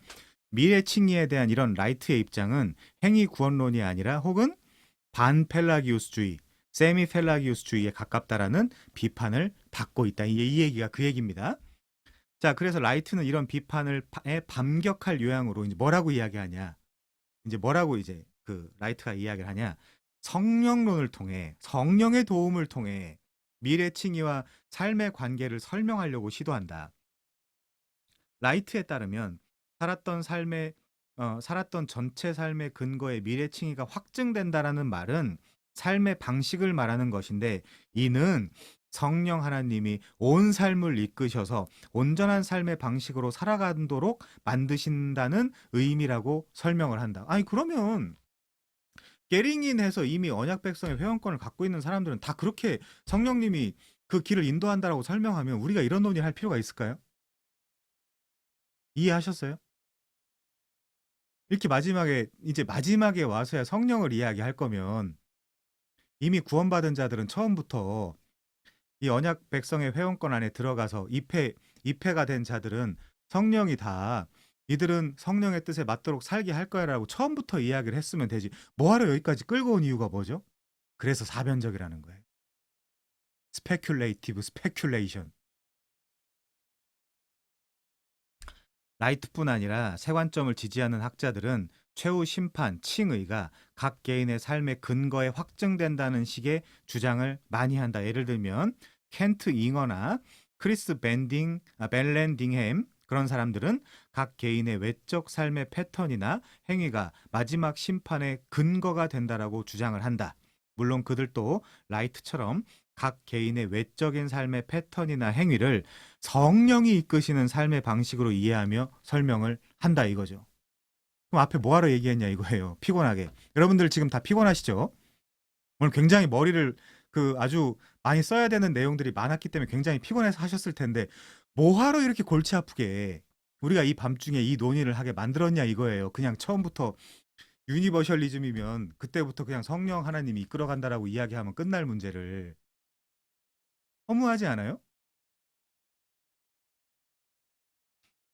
즉 성령 안에 거하는 자들에게 진정한 의미의 선행이 가능하게 된다라는 의미입니다. 그때부터 성령이 활동한다는 걸까요? 어떤 자들에게만? 어떤 자들에게만이면 이미 보편 구원론이 아닌데요. 자, 미래의 최종적 칭의가 인간의 행위, 삶의 방식, 선행을 성령론과 결부시켜 설명하는 세관점 학파의 가르침이 법정적 칭의 선언을 등에 업고 도덕적 방종에 빠져 삶을 엉망으로 살아가는 작금의 기독교 세태의 경종을 울릴 만한 가르침인 것은 확실하다. 무슨 소리죠? 개판으로 살아가는 그리스도인이라는 사람들이 있더라. 그래서 이런 주장들이 자꾸 나오는 거 아니냐. 그럼에도 불구하고 이런 주장에는 위험성이 따른다. 그 위험성이 뭡니까, 여러분? 죄인이 의롭게 되는 칭의의 근거는 절대로 인간의 행위나 삶의 방식이 될 수 없기 때문이다. 그게 성경이 너무나 명백하게 가르쳐주고 있는 가르침이다. 만약 칭의가 1%라도 인간의 삶의 근거 혹은 준한다면 적어도 1%의 인간 공로주의가 싹트게 된다. 하지만 칭의의 모든 공로는 전적으로 예수 그리스도에게 있다. 이것을 종교개혁자들이 끊임없이 부르짖었다. 우리가 물론 종교개혁자들을 옹호해주기 위해 이 공부를 하는 건 아니에요. 결국에 성경이 뭘 말하느냐를 찾고 싶어서 이제 공부를 하는 거죠. 자, 행위는 칭의의 근거가 될 수 없을 뿐 아니라 도구적 원인조차 될 수가 없다. 그래서 게핀이나 파이퍼가 설명하듯이 선한 행위는 그리스도 안에서 믿음으로 의롭게 된 자가 필연적으로 가질 수밖에 없는 증거 혹은 확증이며 참된 믿음을 소유한 자가 갖는 명백한 믿음의 열매다. 즉 선하고 참된 행위는 칭의의 근거라기보다 칭의의 열매이며 증거다라고 이야기를 하는 거죠. 여러분들 머리 아프셔도 이거 잘 이해하시길 바랍니다. 자, 그래서 이 책의 주제와 관련해서 말하자면 적어도 세관점 학파의 미래 칭의에 대한 이해에는 칭의의 방정식에서 하나님의 주권과 인간의 역할, 책임 사이의 균형을 흔들리게 만들 소지가 분명하다. 자, 넘어갈게요. 과거에 비추어 보기. 96페이지입니다. 라이트의 주장을 비롯해 세관점의 칭의로는 사실 매력적이다. 구약과 신약을 언약, 교회, 구원, 성령, 종말 등으로 체계적으로 엮어서 바울의 이신칭의 교리를 1세기의 유대교 맥락에서 아주 신선한 관점으로 재구성해냈기 때문이다. 세관점의 칭의로는 옛 언약과 새 언약을 통합적으로 바라보고 철저한 주해학적, 주석학적 근거 위에서 기존 교리들을 재평가 혹은 재구성하기 때문에 확실히 신선한 관점을 제공한다. 그러나 세 관점의 신약 체계에서 가장 아쉬운 대목은 이런 신선한 관점이 기존 전통의 틀을 너무 전복시키는 것은 아닌가 하는 점입니다. 자, 여러분 젊은이들이요. 기존 전통을 전복시키느냐 전복시키지 않느냐 우리한테 중요한 게 아니에요. 정확한 칭의가 뭐냐를 보는 거예요. 정확한 칭의가 뭐냐. 그거 이제 우리가 이해를 해야 되는 것이죠. 자, 넘어가겠습니다.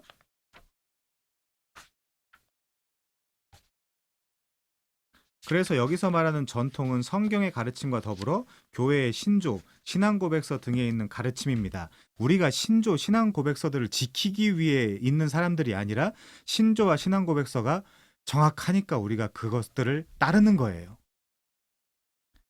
만약 유대교를 율법주의적 행위, 의 종교가 아닌 언약적 신율주의 종교로 보고 은혜의 종교로 이해한다면 신약 전반에 묘사되는 유대교 율법주의적 행태에 나타난 비판은 그 정당성이 무색해질 수밖에 없다. 예를 들어 몇 가지 이제 주해학적 그 관점을 좀 볼게요. 예를 들어 마태복음 19장에 보면 예수님을 찾아온 부자 청년이 할 말을 주목해 볼 필요가 있는데 여기 보면요. 내가 무슨 선한 일을 행하여야 그러니까 선한 일을 행하여야 영생을 얻으리까라는 표현이 있어요. 여기서는 행하여야라는 포이에소라는 헬라어 동사는 포이에오의 가정법 과거로서 뭐뭐를 하다, 지키다, 실행하다라는 의미가 있다. 그러면 뭐뭐를 지키고 행하고 실행을 해야 영생을 얻는다라는 얘기잖아요. 예수님 앞에 질문했다는 게. 이는 그 당시 이스라엘 사회에는 영생을 얻기 위해 선한 일을 행해야 한다라는 인식이 있었음을 반증한다 이거예요. 근데 아까 이피 샌더스는 어디서 긁어왔다고요? 밖에 있는 문헌에서 긁어왔다고요. 세관점을 주창하기 위해서 밖에 있는 문헌, 바울과 유대교를 밖에 있는 문헌에서 긁어와서 정리를 했다고요. 성경 자체에서 이제 이해해 보려고 한 것이 아니라.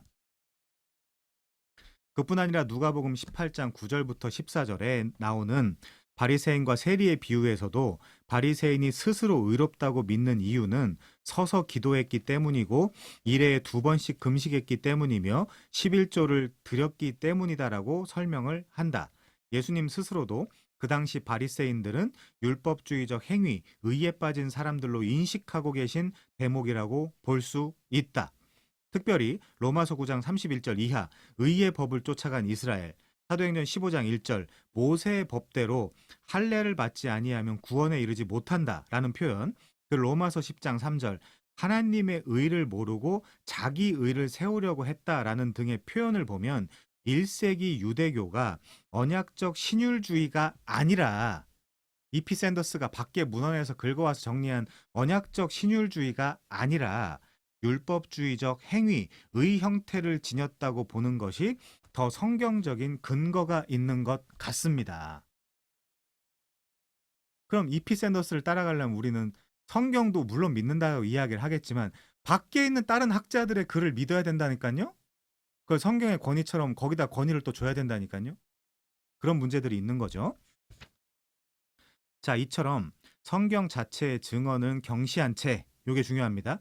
성경 자체의 증언은 경시한 채 1세기 유대교의 랍비 문헌들에 경도되어 유대교를 언약적 신율주의로 규정하는 것은 균형 잡힌 태도가 아닙니다.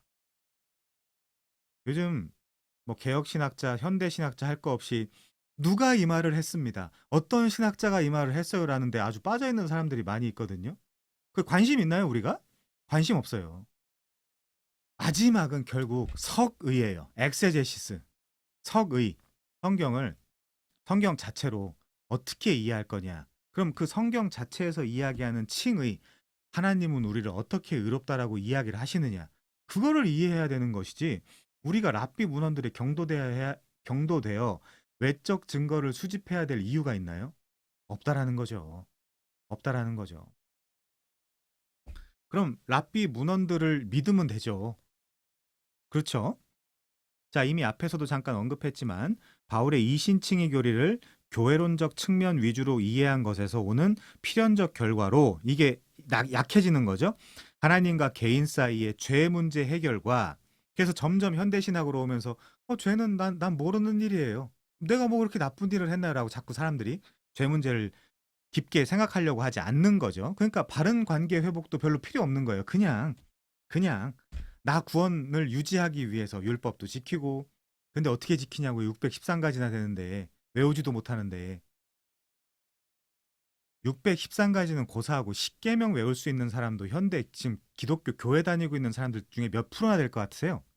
순서대로 1계명부터 10계명까지 외울 수 있는 사람 거의 없어요. 근데 자기가 볼 때 옳은 얘기처럼 느껴지는 이야기만 계속 떠들고 있다라는 게 현대 기독교의 제일 큰 문제점 중에 하나인 거죠. 자, 그뿐 아니라 이미 철저한 성경 주해를 바탕으로 만들어진 개혁교회의 신조나 신앙고백서에서, 그러니까 이 신조나 신앙고백서의 그의 바탕이 된 성경 주해가 뭐가 잘못됐는지를 이야기해 주면 돼요. 랍비들의 문헌이 어쨌고 어떤 신학자가 이렇게 이야기했고 현대 신학과 철학이 이렇게 이야기하고, 그거는 우리의 관심사가 아니잖아요. 자, 그래서 그리스도의 의의 전가 개념을 지지하고 있음에도 불구하고 너무 간단하게 전가 교리를 제거한 상태로 칭의의 법정적 측면을 재구성하고 있는 것 또한 매우 아쉬운 부분이며, 특별히 이 책의 주제와 관련해서 생각해보면 사실 세관점 학파의 미래 칭의에 대한 설명이 가장 아쉬운 부분이며 가장 심각한 부분이죠. 미래 칭의. 대한민국 용어로 하면 칭의의 유보, 유보적 칭의론. 자, 밑에서 5번째 줄 봅시다. 미래칭의가 살아온 전체 삶에 근거하든 혹은 준하든 이런 설명 방식은 얼마든지 오해를 불러일으키기 쉽기 때문이다. 자, 제가 분명히 말씀드립니다. 이피 샌더스, 제임스 던, 엔티 라이트 구원받을 수 있을까요?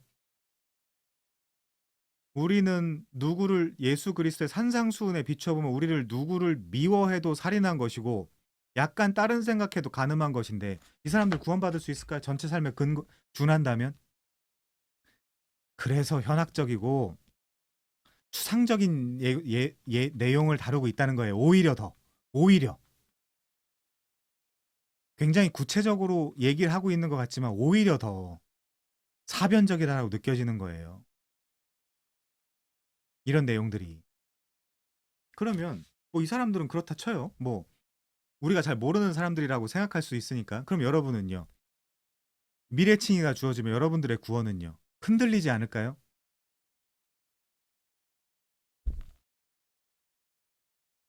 만약 이런 표현들이 충분히 만족할 만한 형식으로 설명되지 않는다면 세관점 학파는 아까 김병훈 교수님 읽어드렸죠? 반펠라기우스주의의 행위구원론, 유보적 칭의론이라는 비판을 면하기는 힘들어 보입니다.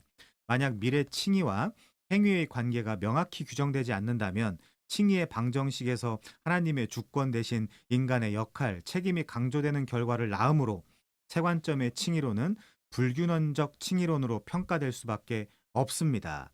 이것은 이미 앞에서 살펴본 대로 또 다른 형태의 신율법주의로 흐를 위험이 있으며 적어도 순종하는 믿음을 강조하는 페더럴 비전의 칭의론과 그 신학적 맥락을 같이 한다.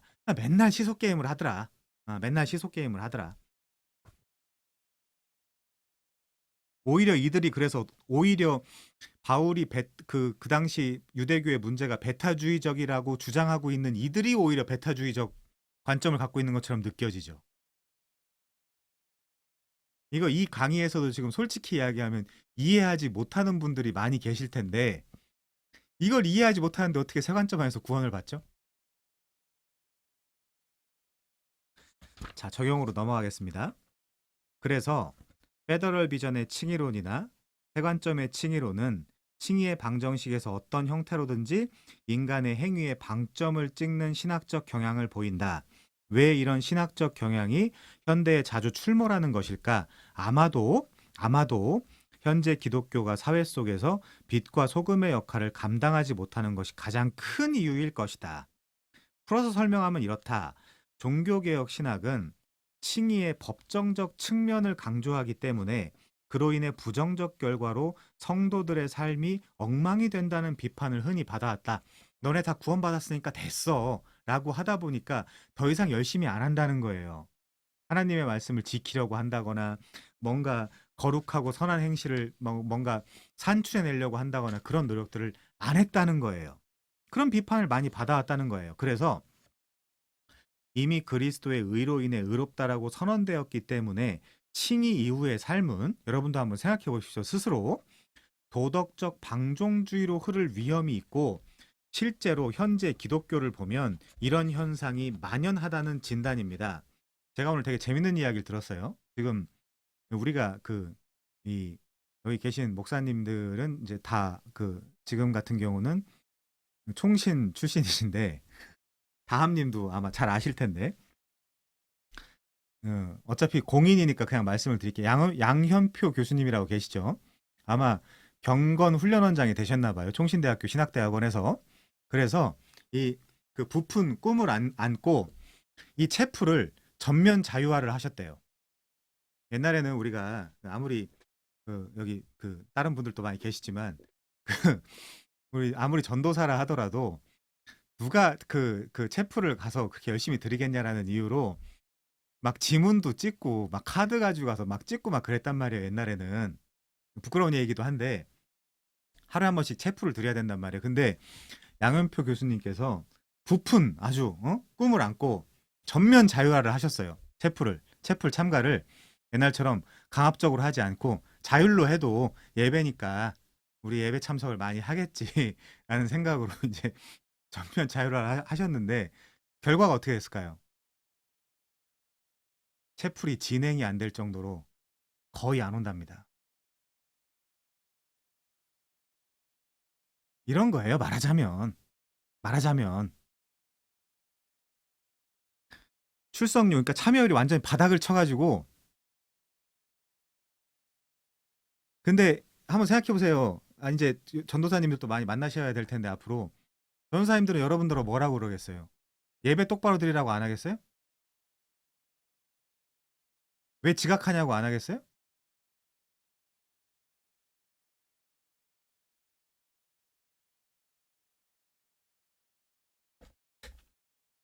그러니까 자, 제가 여러분들과 이런 공부를 하는 그 의도 중에 하나는 제발 순진하게 살지 마세요. 순진하게, 순수하게. 그래서 자, 오늘 강의가 좀 어려웠을 겁니다. 빨리 아주 진행하느라고. 그럼에도 불구하고 여러분 스스로 이 신앙적인 내용들을 여러 가지 제가 일부러 여기다 막 책을 사실은 잔뜩 갖다 놓고 인용해 드리려고 했지만 너무 복잡해질 것 같아서 못 했는데 이런 책들 여러분들이 스스로 읽으시고 분석하고 파악하셔서 진짜 순수한 기독교, 진짜 순수한 진리가 뭐냐. 여러분들이 스스로 하지 않으면 이런 일들이 계속해서 발생할 수밖에 없는 거예요. 그 솔직히 그런 체프를 의무적으로 그렇게 드려야 된다는 것 만들어 놓은 것 자체도 솔직히 웃기죠. 그렇지 않습니까, 사실은? 그런 거에 대해서 여러분들 스스로 어떤 사안에 대해서 분명한 판단과 평가를 내릴 수 있는 그 자리까지 올라가셔야 된다니까요. 이런 진단은 물론 의미가 있지만 하지만 몇 가지 생각해 볼 점이 있대요. 좀만 보고 마칠게요. 자, 첫째. 법정적 칭의로 인해 성화가 망가졌다라는 진단은 개혁신학이 가르치고 있는 바가 아니다. 왜냐하면 개혁신학은 언제나 칭의가 그러니까 온전한 칭의, 정확한 칭의라면 성화를 불러온다라고 가르치기 때문에 성화가 결국 사실은 개혁신학의 관점에서 그래요. 성화가 결국에 없다. 그러면 칭의가 원래 없는 거예요. 원래. 그러니까 이거는 이 세관점주의자들이 아까 김용주 교수님께서도 말씀하셨지만 니들 오히려 개혁신학자들을 잘못 이해하고 있는 거 아니야? 잘못된 루터 읽기 하고 오히려 니네가 아니한 전제를 하고 있는 거 아니야? 실제 루터의 글을 읽어봤어? 라고 진짜 지적을 하시는 거예요. 언제 여기 이제 개혁신학자들도 계시지만 개혁신학이 언제 야 이제 미쳐 날뛰어도 돼. 칭의만 됐으면 끝이야라고 얘기한 적이 어디 있어요. 칭의는 오히려 더 가치 있는 인생을 살게 하고 더 열심히 살게 하고 더 시간을 절약하고 더 좋은 삶을 살게 하는 어떤 그런 성화의 길로 반드시 연결될 수밖에 없다라는 주장을 한다라는 거라니까요. 그래서 칼빈이 자, 이 책에 나와 있어요. 중간쯤에 칼빈이 믿음을 통해 우리는 그리스도의 의를 붙잡게 된다. 믿음을 통해 그래서 바이 스루예요. 전치사. 오직 그것에 의해서만 우리는 하나님과 화해를 할 수 있다. 그러나 동시에 성화되지 않으면 아무도 그리스도의 의를 붙잡을 수 없다. 그러므로 그리스도는 성화되지 않은 그 누구도 동시에 의롭다고 칭하지 않으신다. 이렇게 평가를 하는 거예요. 근데 왜 자꾸 세관점주의자들은 이 옛 관점을 욕하고 비판하면서 얘네들 때문에 교회가 망쳐졌다라고 이제 이야기하면 어떡하죠? 루터도 그런 얘기를 한 적이 없는데 오히려 처음 시편, 로마서, 히브리서, 갈라디아서 강의를 하면서 계속해서 이 루터의 어떤 그런 이신칭의적 이해가 깊어져 가거든요. 점점 한 번도 행위를 뺀 적이 없어요. 근데 왜 자꾸 물고 늘어지는 거죠? 언제 루터나 칼빈이 그런 얘기를 했다고? 언제 바빙크가 그런 얘기를 했다고? 찰스 아치가 언제 그런 이야기를 했다고 자꾸 물고 늘어지는 거죠? 그리고 사실 그 뭐예요? 여기 그런 책도 있지만 개혁주의 신앙 고백 여기 보면요. 네, 벨직 신앙 고백, 하이델베르크 요리문답, 도르트 신경, 웨스트민스터 표준 문서, 신앙 고백서, 대요리 문답, 소요리 문답, 사도신경 이런 건 아니죠. 이런 초대교회 신조들은 아닌데 이런 신조들의 전통적 신조들의 어디 행위를 무시합니까? 그런데 없어요. 그래서 자꾸 제가 첫 시간에 말씀드렸나요? 뭔가 하나 허수아비를 만들어 놓고 지금 그걸 두드리면서 자기들의 신학 체계를 곤고히 쌓아가고 있다. 그러다 마지막에 뭐라고 한다고요? 성령으로는 가능하다. 자, 밑에서 두 번째 줄이요. 기독교의 도덕적 방종은 교리 자체의 잘못으로 벌어진 현상이라기보다는 교리를 제대로 알지 못하는 문제이거나 혹은 제대로 알고 있다 하더라도 아는 만큼 행하고 있지 못한 느슨하고 방임적인 태도가 문제라고 보는 것이 더 나은 진단일 것입니다. 그것보다도 칭의가 아직 안 된 거죠. 성화가 안 나온다는 거는. 자, 두 번째요. 그럼에도 불구하고 우리는 현재 기독교에 대한 진단을 뼈아픈 충고로 받아들여야 되는 건 맞다. 진정한 믿음을 소유한 자라면 그에 합당한 영적인 열매가 반드시 나타나야 되는데 그렇지 못했다면 우리 스스로 반성해 볼 필요가 있다. 그럼에도 불구하고 미래칭의나 유보적 칭의를 주장하는 사람들, 그들은 과연 정말 성경의 그런 냉철하고 냉정한 관점으로 구원을 받을 수 있냐? 저는 없다라고 보는 거예요. 그들도. 불가능하다. 자, 그 단락 밑에서 다섯 번째 줄이요. 우리가 그리스도의 피의 공로로 구원받은 자라면 그 피의 공로에 무색하지 않게 구원받은 자로서 합당한 삶을 살아야 한다. 이렇게 되어 있는데 그것보다는 이제 구원받았다라고 하면 내 안에 성령이 내주하시죠. 그러면서 옛날처럼 어떤 두 돌판에 써주는 글자가 아니라 너의 마음판에 너의 영혼에 하나님의 명령과 계명을 새길 것이며 그 성령이 그 법을 지키게 만들 것이다. 이제 그렇게 했기 때문에 칭의는 반드시 그 칭의받은 이후에는 성령을 따라서 살아가는 삶이 반드시 연결돼서 나타난다는 걸 우리가 이해를 해야 됩니다. 요 문장은 조금 제가 봤을 때는 어, 이신론적 관점이 좀 들어가 있는 것 같아서 좀 반대를 해봤습니다. 셋째, 구원받은 그리스도인으로서 합당한 삶의 열매를 맺는 것이 매우 중요하지만 그 열매가 우리의 구원을 보장하거나 지탱해주지 못한다는 사실을 반드시 기억해야 된다. 스테잉인 할 수 없다. 할 수 없다. 우리가 의롭게 된 이유는 오로지 그리스도의 완전한 의와 그리스도의 온전한 순종이 우리의 의가 되었기 때문이다. 그래서 게딩인이든 스테잉인이든 하나님을 의지하면서 살아야 된다. 자, 그래서 모든 공로는 그리스도에게 있다는 거죠. 결론 보겠습니다. 다섯 번째 결론. 자, 1장에서는 과거의 칭의론의 역사에서 벌어진 하나님의 주권과 인간의 그 역할 간의 그 시속 게임을 살펴보았다. 뭐뭐 있었죠? 알미니안주의 있었죠. 반율법주의 있었죠. 신율법주의, 하이퍼 칼빈주의, 영원으로부터 칭의 같은 것들이 있었습니다. 지금 우리가 살펴본 MPP와 가장 비슷한 것은 사실은 신율법주의라고 이야기할 수 있겠죠. 자, 이번 장에서는 현대 칭의론에서 여전히 치열하게 혹은 한층 더 첨예하게 벌어지고 있는 시속 게임을 살펴보았다. 그 결과 현대에선 뭐뭐 살펴봤습니까?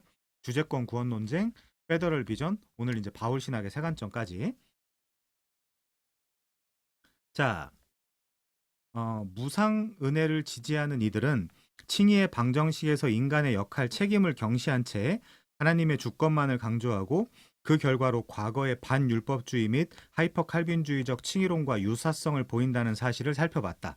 반면에 페더럴 비전의 칭의론이나 바울에 대한 세관점의 칭의론은 적어도 어느 정도 인간의 행위에 칭의의 방점을 찍는다는 측면에서 신율법주의적 칭의론과 사상적 맥을 같이 한다는 사실이 드러났다. 물론 그 안에 존재하는 크고 작은 차이점들이 있긴 하지만, 자, 그러면 어떻게 다시 균형을 잡을 수 있을까? 다음 단락이죠?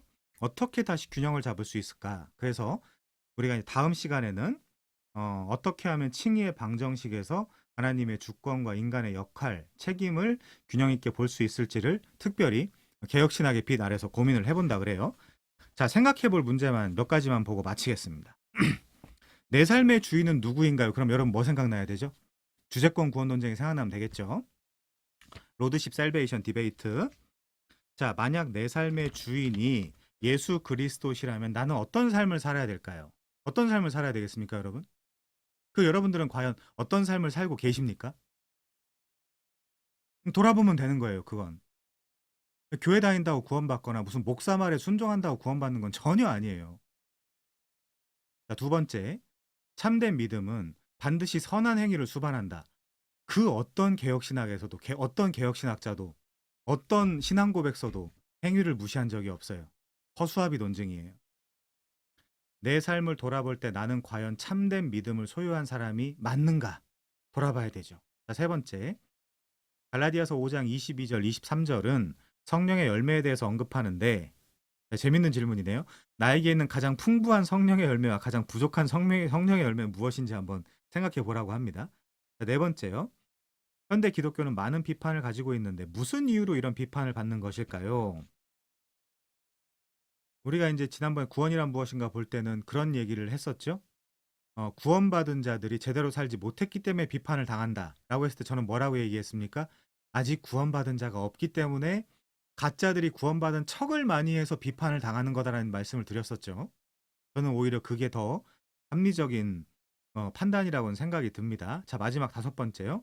만약 우리의 최종적인 의롭게 됨이 우리가 살아온 삶의 방식과 태도에 근거한다면 어떤 문제가 일어날까요? 답은 하나밖에 없습니다. 아무도 구원받지 못해요. 아까 말씀드린 대로 구약에 어, 드러나 있는 하나님의 영원한 속성과 성품에도 걸리고요. 신약에서 예수님이 그 특별히 산상수훈에서 말씀하신 그 모든 것들도 아무도 온전하게 지킬 수 있는 자는 없어요. 그래서 성령을 의지해야 하며 처음부터 그 성령을 따라가는 삶만이 우리가 나아가야 될 삶이라는 거죠. 자, 그래서 다음 시간 마지막으로 3장 하고요. 그 다음엔 다시 서양 철학사로 돌아가도록 하겠습니다. 오늘 많이 현학적인 내용들, 뭐 아카데믹한 내용들이 많으셔서 좀 힘드셨을 텐데 그럼에도 불구하고 한 번 더 리뷰를 꼭 해보시면서 바울 신학의 세관점이란 이게 이런 것이구나 라는 걸 꼭 개인적으로 정리를 해보시기 바랍니다. 정신없이 달려왔는데 고생 많으셨습니다. 마치겠습니다. 수고 많으셨습니다.